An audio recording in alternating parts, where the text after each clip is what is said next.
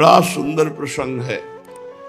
अब जैसे हम अपने इष्ट की सेवा करते हैं तो पहले गुरु की सेवा करें या इष्ट की सेवा करें?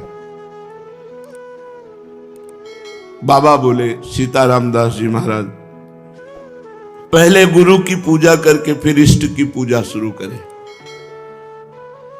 जो पूजन सामग्री है उसमें से 2 पुष्प उठाए, पहले गुरुदेव को अर्पित किए और साष्टांग प्रणाम किया और फिर इष्ट पूजा की। चंदन आदि जो अन्य सामग्री है वो गुरुदेव को प्रसन्नता होगी जब श्यामा श्याम को अर्पित करोगे। लेकिन पहली पूजा गुरुदेव की, जब हम पूजा करने के लिए बैठे तो पहले 2 पुष्प गुरुदेव के चरणों में अर्पित करके साष्टांग प्रणाम, फिर उनसे अनुमति लेकर के श्री जी की सेवा प्रारंभ करें। यदि पहले गुरु को प्रणाम और वंदना और पुष्प अर्पित नहीं किए तो गुरु पूजाम बिना देवी इष्ट पूजाम करोति यः मंत्रस्य तस्य तेजांसी हरते भैरव स्वयं। भगवान शिव कह रहे हैं, हे देवी, यदि गुरु पूजा ना करके सीधे इष्ट पूजा की जाए तो उसके मंत्र का कभी प्रकाश नहीं होगा। उसमें जो ऐसा पूजन करने वाला है तो गुरु मंत्र का प्रकाश नहीं होगा और जितनी पूजा करेगा उसका प्रभाव सब भैरव हरण कर लेगा। जो भैरव देव हैं वो अपहरण कर लेंगे, उस पूजा का प्रकाश नहीं हो पाएगा। गुरु पूजाम विनानाथ कोटि पुण्यम वृथाव्ययम अतः सर्वजने ख्यातम गुरुणा सिद्धि मापनुयात। गुरु पूजा के बिना करोड़ों प्रकार के पुण्य सब व्यर्थ हो जाते हैं। जो सिद्धि का कारण जानते हैं वो सबसे पहले गुरुदेव की पूजा करते हैं। जैसे आप तीर्थ अवगाहन करने गए तो सबसे पहले गुरु को प्रणाम करो, फिर उस तीर्थ को प्रणाम करके तीर्थ अवगाहन करो। पहले गुरु, हर समय हर क्रिया में, घर से निकलने पहले गुरुदेव को प्रणाम किया। यदि गुरु पूजा ना की जाए तो करोड़ों प्रकार के पुण्य सब व्यर्थ हो जाते हैं।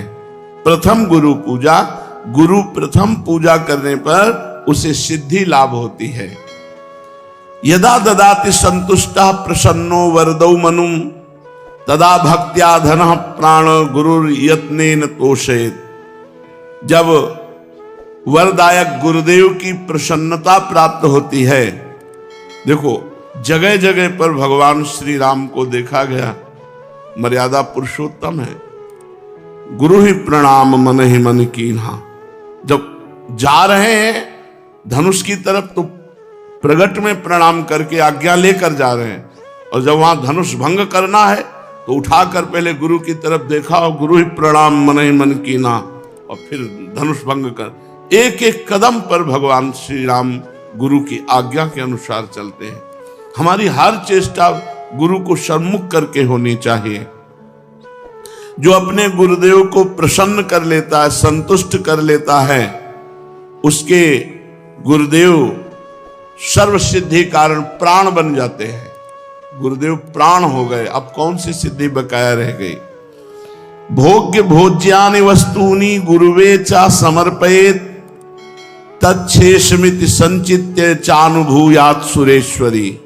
हे देवी, सभी भोग, सभी भोज्य वस्तुएं जो गुरुदेव को अर्पण करता है और फिर गुरुदेव की जूठन पाता है, अगर गुरुदेव समीप नहीं है तो उनकी छवि विराजमान करके भाव से गुरुदेव को भोग लगावे और फिर उनका उच्छिष्ट प्रगट मान करके पावे कि मेरे गुरुदेव ने पाया है। इस उच्छिष्ट पान मात्र से समस्त सात्विक वृत्तियां उदय हो जाती हैं। गंधैर मालैश्च चारवंगी पूजयेत सर्वदा गुरुम। हे सुंदरांगी देवी, जो गंध से, माला से, अन्य वस्तुओं से गुरुदेव की पूजा करता है, अगर गुरुदेव प्रगट में नहीं मिलते हैं तो उनकी छवि विराजमान करके ठीक वैसे ही भाव से करो जैसे प्रगट में गुरुदेव की पूजा कर रहे हो। हे देवी, जो व्यक्ति अपने गुरुदेव की निष्कपट भाव से सेवा भक्ति करता है और उनका जूठन पाता है, महाप्रसाद, तो जितने तीर्थ आदि हैं, जितने व्रत आदि हैं, उसको कुछ करने की आवश्यकता नहीं। सब तीर्थों का फल, सब व्रतों का फल गुरु को पूजन करके, उनको भोग लगा के, उनका उच्छिष्ट पाने से प्राप्त हो जाता है। हे देवी, श्रुति कहती है कि भोग मोक्षार्थियों के लिए, ब्रह्मा विष्णु महेश्वर के पदाकांक्षियों के लिए केवल गुरुदेव की भक्ति ही एकमात्र उपाय है, अन्य कोई मार्ग नहीं। गुरु भक्ति के द्वारा असाध्य साधना भी साधित हो जाती है। जो असाध्य साधना है वो भी साधित हो जाती है। जैसे बहुत बड़ा पहाड़ जैसा रुई का ढेर लगा हो तो एक दिया सलाई लगाते ही भस्म हो जाती है, ऐसे ही गुरु सेवक के महान पर्वत जैसे पाप भी क्षण में भस्म हो जाते हैं। जो शिष्य महात्मा गुरुदेव का सेवा, शुश्रूषा, आज्ञा उनके परायण रहता है तो उसे अन्य कोई साधना नहीं करनी पड़ती। वो केवल गुरु सेवा कृपा कारणी बन जाती है और वो समस्त सिद्धियों का लाभ प्राप्त कर लेता है। उसके पाप क्षय हो जाते हैं, पुण्य राशि वर्धित होती है, सब काम उसके अलौकिक ढंग से होने लगते हैं। सब काम अलौकिक ढंग से होने लगते हैं, गुरु कृपा ही केवलम। हे देवेश, दुख मलिन पतित तभी तक रहता है जीव जब तक वो गुरुदेव की भक्ति नहीं करता है। यदि गुरुदेव संतुष्ट ना हो तो कितनी भी बड़ी साधना कर लो, ना तो ब्रह्मा सहयोग करेंगे, ना विष्णु सहयोग करेंगे, ना महेश्वर।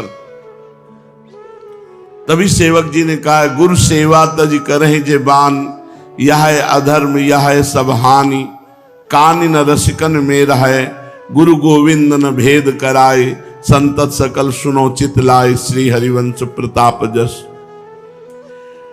गुरुदेव जिस पर संतुष्ट हो जाते हैं तो तीनों देव उस पर संतुष्ट हो जाते हैं, ब्रह्मा विष्णु महादेव। और संपूर्ण मुनि योगी सब संतुष्ट होकर उस पर अनुग्रह करते हैं जिस पर गुरुदेव प्रसन्न होते हैं। समस्त क्रियाओं की सिद्धि का मूल है गुरु प्रसन्नता। अतएव बुद्धिमान पुरुष को चाहिए कि सर्वप्रथम अपने गुरुदेव को प्रसन्न कर ले। बाबा एक एक सेवा का आप जब वर्णन करते हैं तो सुनकर के एक अपार आनंद हमारे हृदय में हो रहा है, एक नवीन उत्साह प्रकट हो रहा है। साथ ही मैं अच्छी तरह से समझ गया हूं कि गुरु सेवा करने से मुझ सरीखे श्रद्धा भक्तिहीन प्राणी को भी परम पद मिल जाएगा। हाँ, तवा दारतिम भय शोको लोभ मोह भ्रमादया, यावन नायाति शरणम श्रीम गुरुम भक्तवत्सलम। तभी तक पीड़ा, भय, शोक, रोग, लोभ, मोह, भ्रम ये साधना में विक्षेप डालते रहते हैं जब तक भक्त वत्सल श्री सदगुरुदेव भगवान की शरण नहीं ग्रहण की जाती। अधिक क्या कहूं, यदि गुरुदेव संतुष्ट हो जाएं और कह दें कि जा तू मुक्त हो गया, तो इस बात को भगवान भी नहीं काट सकते। बस ये बात पकड़नी। तो कह रहे भगवान भी उस बात को नहीं काट सकते। यदि गुरु कह दे कि जा तो मुक्त हो गया, बस मान लेना चाहिए मैं तो मुक्त हो गया, मेरे गुरुदेव ने कह दिया। जैसे कभी कभी आनंद में उमगन में होते हैं और कह देते तू चिंता मत करना, जब हमने भार ले लिया तो तुम्हें क्या चिंता करना, बस निश्चिंत हो जाना चाहिए। कि जब गुरुदेव ने कह दिया कि हमने भार ले लिया तो जब उन्होंने ले लिया, पर जीव देहाभिमानी है, वो इसे विनोद समझ लेता है, इसे व्यर्थ बात को समझ लेता है। ये भला ऐसे इनके कह देने से मुक्त हो जाएंगे क्या। एक बार गुरु महिमा प्रदर्शित करने के लिए देवर्षि नारद जी बैकुंठ में गए। ये हमारे पिताश्री के गुरुदेव आते थे, श्री स्वामी शारदाश्रम सरस्वती जी महाराज, वो सुनाते थे, हम बच्चे थे तब सुने थे। तो बैकुंठ में गए, थोड़ी देर बैठे और हटे, विचरण के लिए चल पड़े। तो वहां भगवान के पार्षद जल छिड़क के पोछा लगा रहे थे। किसी कारण से फिर देवर्षि नारद वापस लौट आए, तो उन्होंने देखा जहां हम बैठे थे वहां जल छिड़क के पोछा लगाया जा रहा। तो भगवान से कहा, प्रभु आपका नाम लेते हैं, आपकी शरण में है, तो क्या हम अपवित्र हैं?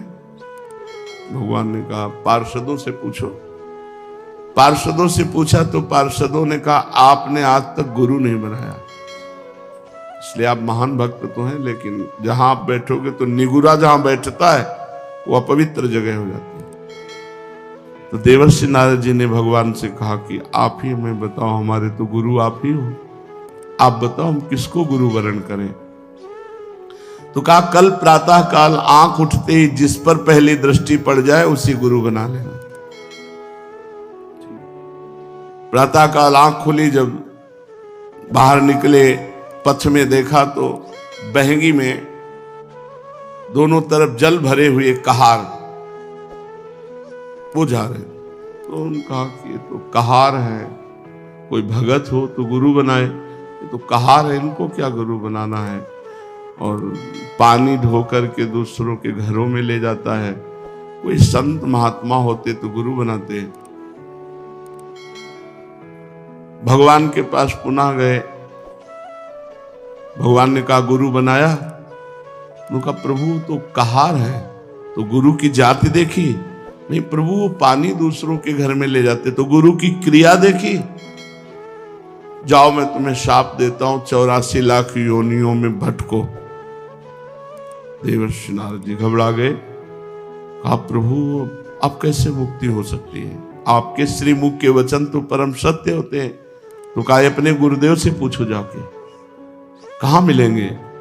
जहां तुम्हें मिले थे। और वो स्वयं भगवान ही कहार बनकर गए, चरणों में लौट गए, भगवान मुझे क्षमा करो, आप हमारे गुरुदेव हैं, मैंने आपको गुरुदेव रूप में वरण कर लिया, पर भगवान ने शाप दे दिया, ऐसी ऐसी बात थी।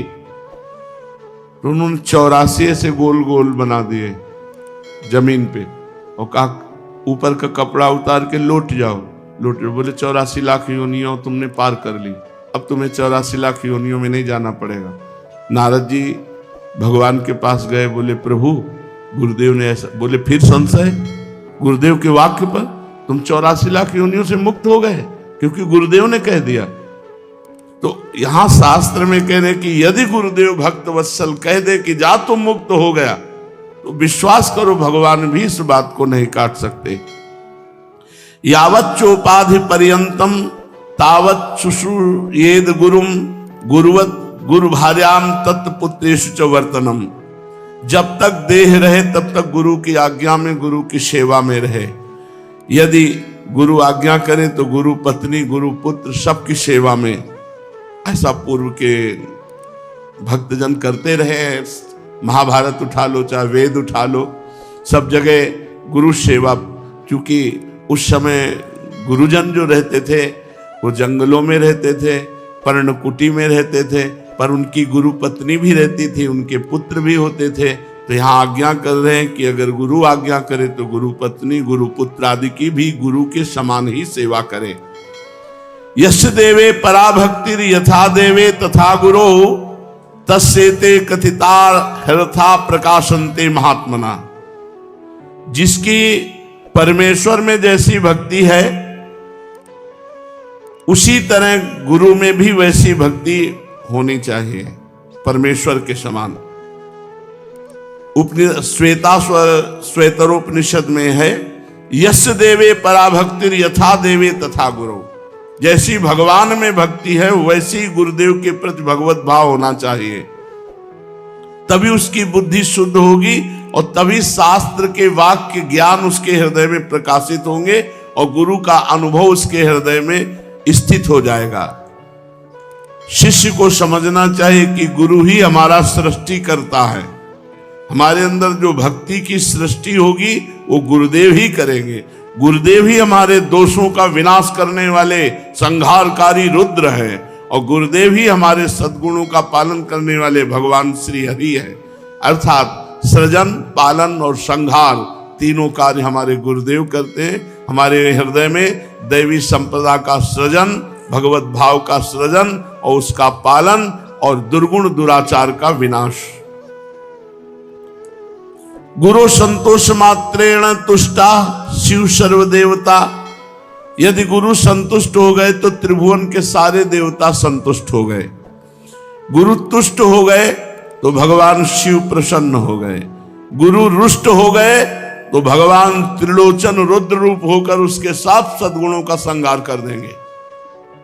अगर गुरु रुष्ट है तो यह अधर्म यह सब हानि कानि नरस कन मेरा है, बड़ा भारी अधर्म हो गया, बड़ी भारी हानि हो गई। अब रसिकों की सभा में उसका कभी आदर नहीं हो सकता। गुरु तुष्टे शिवस्तुष्टो रुष्टे रुष्ट त्रिलोचना। अगर गुरु नाराज हो गए तो मानो त्रिलोचन रुद्र भगवान उसका सर्वनाश कर देंगे। गुरु पाद रजो यस्तु सुधि मूर्धनि धारयेत सा तीर्थ कोटि फलम 10 गुणम लभेत। जो सुजान व्यक्ति अपने गुरुदेव की चरण रज को अपने मस्तक पर डालता है वो करोड़ों तीर्थों के अवगाहन का तत्काल फल प्राप्त कर लेता है और तीर्थों से 10 गुना लाभ उसे प्राप्त होता है। 10 गुणम लभेत फलम। शिष्य भक्त ने प्रश्न किया सीताराम दास जी से, मैं तो महामूर्ख हूं गुरुदेव, अपने गुरुदेव को अभी तक पहचान नहीं पाया, उन्हें मनुष्य ही समझ रहा था और तीर्थ तीर्थ भ्रमण किया। क्या गुरुदेव की चरण तल में सारे तीर्थ विराजमान हैं? इस बात को ना जाने कब मन में विश्वास दृढ़ होगा। हे देव और कृपा करके गुरु महिमा बताइए। सीताराम दास जी महाराज बोले, गुरो पादोदकम यस्तु नित्यम पिबति भक्तितः सार्ध त्रिकोटि तीर्थानाम फलम सा लभते ध्रुवम। जो मनुष्य भक्ति पूर्वक नित्य गुरु का चरणामृत पान करता है वो 3.5 करोड़ तीर्थों का सेवन का फल प्राप्त करता है। धन्य है महाराज, गुरु चरणामृत में इतनी शक्ति। अरे सुनो, त्रिसंध्यम पिबेत यस्तु गुरु पादोदकम सुधी तस्य नास्ति पुनर्जन्म संसारे दुख वर्तमनि। कोई साधन ना हो, केवल 3 बार चरणामृत पीता हो, सुबह दोपहर शाम, बोले वो निश्चित भगवत प्राप्ति कर लेगा। केवल गुरु चरणामृत से विश्वास करो, गुरु चरणामृत 3 बार पीने को मिल रहा है, इतने मात्र में भगवत प्राप्ति हो जाएगी। जो बुद्धिमान शिष्य तीनों संध्या काल में गुरुदेव का चरणामृत पान करता है वो इस मोह पथ रूपी दुख भय संसार में उसका पुनर्जन्म नहीं होता। कितनी बढ़िया सुविधा है भगवत प्राप्ति की। वृंदावन वास, गुरु चरणामृत, गुरु छिष्टामृत, गुरु पादुका का सेवन और गुरु चरणों के आश्रित होकर उनकी आज्ञा का पालन, हो गई भगवत प्राप्ति। भक्त ने पूछा, इसमें कोई तपस्या या प्रयत्न नहीं हो, आपने कह दिया पुनर्जन्म नहीं होता। ऐसी बात तो हमने आज तक नहीं सुनी। कंचन को त्यागो, कामनी को त्यागो, ये त्यागो वो त्यागो, ये बातें तो सुना है। केवल 3 बार चरणामृत रोज पीता रहे, भगवत प्राप्ति हो जाएगी, पुनर्जन्म नहीं होगा। वत्स, बाबा बोले बेटा ये बहुत गुप्त बात है, बहुत श्रद्धा की बात है। ब्रह्मा विष्णुश्च रुद्रश्च सर्वाश्च पितृ देवताः तिष्ठन्ति श्री गुरु पाद पद्मार्चिते शुभे जले। जो गुरु को चरण प्रक्षालन के लिए जल अर्पित किया गया और गुरु के चरण धोए गए और फिर चरणामृत पिया गया तो सारे पितरों का उद्धार हो जाता है। सर्वाश्च पितृ देवता, तर्पण से उनको जो तृप्ति नहीं होती, गुरु चरणामृत से सारे पितरों का उद्धार हो जाता है। और गुरु पाद पद्म का जो जल है, चरणामृत है, पीने से ब्रह्मा विष्णु रुद्र सब देवता उसके अधीन हो जाते हैं। गुरु पादोदकम यस्तु नित्यम पिबेत मानुषः धर्मार्थ काम मोक्षा निधियो जायते च सः। जो मनुष्य नित्य गुरु का चरणामृत पान करता है वह धर्म अर्थ काम मोक्ष का स्वामी हो जाता है, अर्थात चारों पुरुषार्थ उसको प्राप्त हो जाते हैं। अपिवा विगलत पाद प्रक्षालन जलम यदि पिवेद अमृत भावेन यह सा देवी पुरम ब्रजेत। गुरु के चरण से स्पर्श किया हुआ जो चरणामृत है उसका जो पान करता है वो साक्षात भगवत धाम वासी हो जाता है। गुरु पादोदकम यस्तु शीर्षा धारयेन नरः सा सर्व तीर्थजम पुण्यम लभते नाम संशया। जो व्यक्ति स्नान के समय गुरु चरणों का ध्यान करते हुए अपने मस्तक पर जल डाला तो सारे तीर्थों के स्नान का फल प्राप्त हो गया। विश्वास करो इन बातों पर। सर्व तीर्थावगाहा नाम फलम प्राप्नोति निश्चितम गुरोः पादोदकम सम्यक संसारार्णवतारणम। जो गुरु चरणामृत अपने सर पर धारण करता है उसे समस्त तीर्थों के अवगाहन का फल निश्चित ही प्राप्त होता है, क्योंकि गुरु का चरणामृत सम्यक रूप से संसार सागर से उद्धार करने वाला है। अज्ञान मूल हरणम जन्म कर्म निवारणम ज्ञान वैराग्य सिद्ध्यर्थम गुरु पादोदकम पिबेत। जो रोज गुरुदेव का चरणामृत पीता है उसके जन्म मरण का चक्र खत्म हो जाता है, ज्ञान वैराग्य उसका सिद्ध हो जाता है। गुरु पादोदकम पेयम गुरुर उच्छिष्ट भोजनम गुरु मूर्ति सदा ध्यानम गुरु स्तोत्रम सदा जपेत। जो गुरुदेव की चरण पादुका का पूजन करता है, गुरु चरणों की चरणामृत का पान करता है और गुरु की जूठन पाता है और गुरु के अधीन रहता है, त्रिभुवन में उसके लिए कुछ दुर्लभ नहीं है। गुरु महिमा तो आपने निहाल कर दिया सुनाकर। पादुका का महत्व, सेवा, पूजा और चरणोदक का पान सुन लिया। अब शिष्य के लिए और ज्ञातव्य क्या है? बाबा बोले, बेटा वत्स गुरोरन्नम महादेवी यस्तु भक्षणम आचरेत कोटि जन्मार्जितम पापो तत्क्षणादेव नश्यति।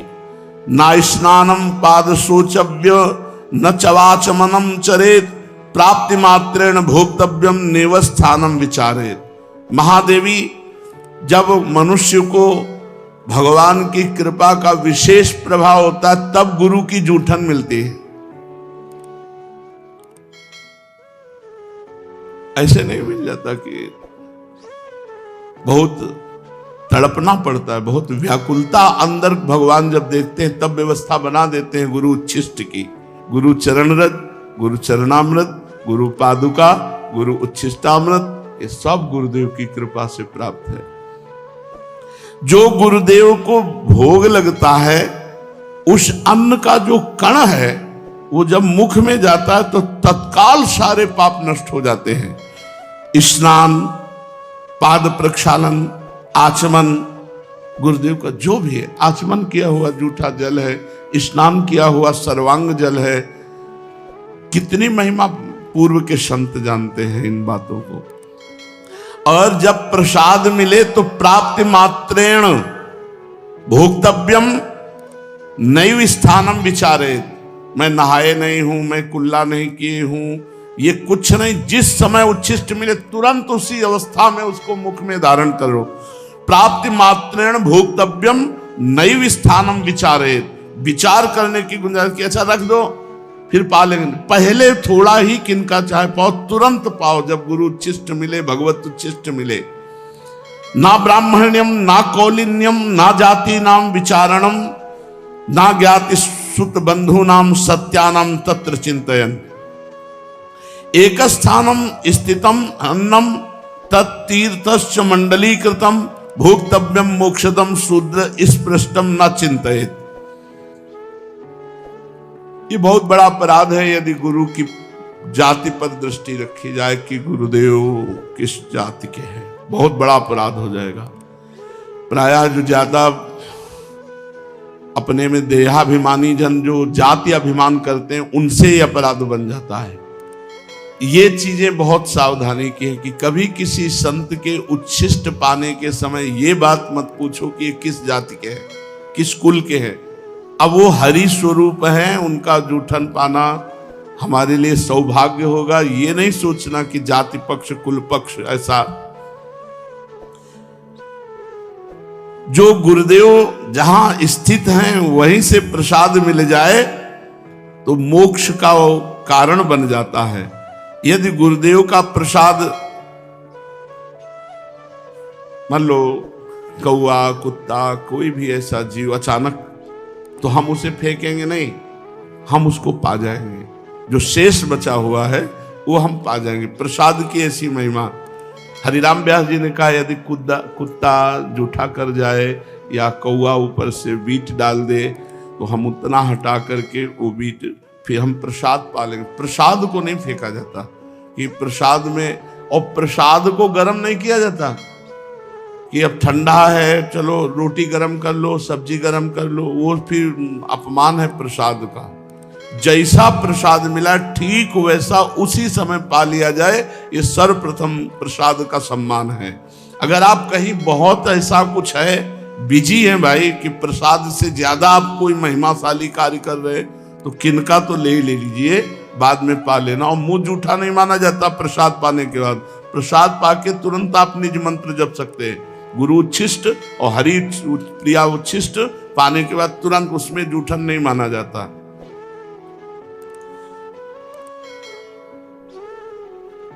क्या गुरुदेव का जूठन अगर कोई अशुद्ध पुरुष छू ले, तो उन्होंने कहा कि उच्च अधिकारी का यही स्वरूप है कि स्पर्श का विचार ना करते हुए तत्काल प्रसाद को पा लिया जाए।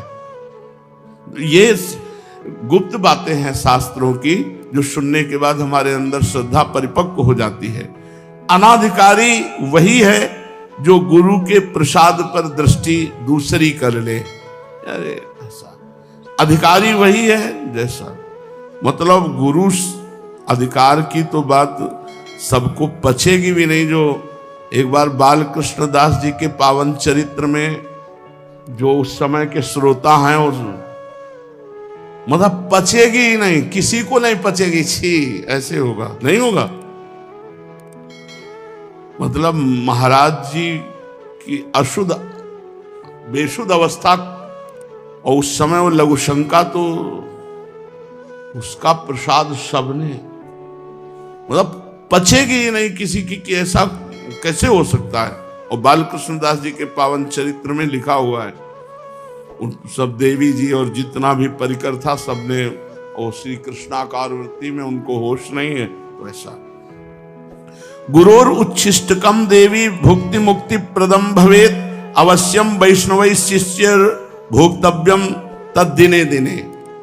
हे देवी, गुरु का उच्छिष्ट जो प्राप्त करता है रोज, तो उसे भोग ऐश्वर्य भी प्राप्त होता है और मोक्ष भी प्राप्त होता है। वो अहोभाग्य है उसके जिस वैष्णव को अपने गुरुदेव का रोज उच्छिष्ट प्राप्त होता हो। गुरोर उच्छिष्टम च देवेशी तत्सुतोच्छिष्टमेव च भोजनीयम न संदेहो विकारश्चेत अधोगति। जो गुरु का उच्छिष्ट प्राप्त हुआ और उसमें क्या है, बोले निश्चित दुर्गति को प्राप्त होगा। तवोच्छिष्टम महादेवी ब्रह्मादि नाम सुदुर्लभम। ब्रह्मादि के लिए भी गुरुदेव का उच्छिष्ट दुर्लभ है। गुरु उच्छिष्टम तथा प्रोक्तम महापूतम परात्परम। जो गुरु का उच्छिष्ट पाता परम पूत अर्थात परम पवित्र हो जाता है। गुरु रुच्छिष्केर यस्तु सर्वागमन लेपेत। अब देखो एक बड़ी महिमा की बात कह रहे हैं। गुरु का उच्छिष्ट पड़ा है, जहां गुरु ने पाया है वहां का ऐसे सब लेके अपने शरीर पर जो लेप करता है, ऐसे गुरोर उच्छिष्ट केर्यस्तु सर्वागमन लेपयेत वज्रोपि तस्य गात्राणि न भिन्नति कदाचन। कोई भी भूत प्रेत पिशाच यक्ष राक्षस तंत्र मंत्र मारण मोहन वशीकरण उच्चाटन कुछ भी उसके शरीर को प्रभावित नहीं कर सकता जो गुरु का उच्छिष्ट लेप करता है। जहां गुरु ने प्रसाद पाया वहां ऐसे हाथ से सब करके जूठन सहित पूरे शरीर पर लेप करता है। कोई मारण मोहन वशीकरण उच्चाटन भूत प्रेत पिशाच राक्षस ये स्पर्श नहीं। वज्रम वज्रोपि तस्य गात्राणि। जैसे वज्र का प्रहार कर दे तो नष्ट हो जाए, ऐसे ही जो भी उसके ऊपर तो वो खुद नष्ट हो जाएगा, उस शिष्य का कुछ नहीं बिगाड़ सकता। गुरु उच्छिष्टम अपन्नम यो भक्षेत भक्ति भावतः अन्नपूर्णा जगत धात्री तस्य ऐश्वर्य प्रयच्छति। जो गुरुदेव के उच्छिष्ट को बड़े भाव से पाता है तो अन्नपूर्णा मैया उस पर बड़ी कृपा करती हैं और सदैव भंडारा भरे रहती है। हे परमेश्वरी, यदि कभी प्रसाद भक्षण में भ्रम हो जाए और प्रसाद का अपमान कर दे तो करोड़ कल्प तक उसका उद्धार नहीं हो सकता। कदाचित परमेशान यदि तत्र भ्रमो भवेत न तस्य निष्कृति दृष्टा कल्पकोटि सतैरपि न भक्षयेदि यस्तु मोहात् गुरोरुच्छिष्टकम प्रिये तस्य क्रुद्धात् भवेत् त्वं विपित्तश्च पदे पदे। जो गुरु की अवहेलना करके उनके उच्छिष्ट का अनादर कर देता, कदम कदम पर विपत्तियां उसको घेर लेती हैं, उसको नष्ट कर देती है। गुरु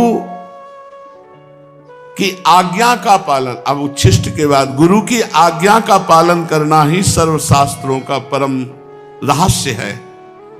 गुरु आज्ञा का कभी उल्लंघन न करे और न उनकी बात का कभी खंडन करके अपनी बुद्धि लगाकर उत्तर दे। दास की तरह दिन रात उनकी आज्ञा का पालन करे। न शृणुयात् गुरो वाक्यम शृणुयाद्वा परांगमुखा अहितम वा हितम वापि रौरवम नरकम ब्रजेत। जो गुरु की आज्ञा का उल्लंघन करके अपनी मनमानी आचरण करता है उसको रौरव नरक की प्राप्ति होती है। आज्ञा भंगम गुरुर्देवी या करोति सा मूढ़धि प्रयाति नरकम घोरम सुकरत्व मापनुयात। जो गुरु आज्ञा का उल्लंघन करता है वो सुकर कुकर योनि को प्राप्त होता है। वृथा धर्म वृथा आश्चर्यम वृथा दीक्षा वृथा तपहा। उसका तपस्या बेकार, उसकी दीक्षा बेकार, उसका आचरण बेकार, उसका धर्म बेकार, जो गुरु की आज्ञा का उल्लंघन कर देता है। निर्गतम यद गुरुर्वक्तात् सर्वशास्त्रम तदुच्चेत गुरु कार्ये स्वयं शक्तो ना परम पेर ये तेत्प्ये। गुरु के मुख कमल से जो शब्द निकला वही हमारे लिए शास्त्र है। गुरु का जो आदेश हुआ वही कार्य हमारे लिए धर्म है। गुरु की प्रेरणा ही हमारे लिए सब कुछ है, हम कुछ उसमें विचार नहीं करते। यदि गुरुदेव अन्यायपूर्ण आज्ञा करें तो बाबा शिष्य को बिना विचार किए उसका पालन कर लेना चाहिए।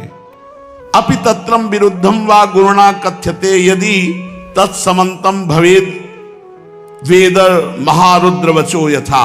ये शास्त्र सम्मत बात कह रहे, कोई मनगढ़ंत बात बाबा नहीं कह रहे, इसीलिए श्लोक भी लिखा हुआ है।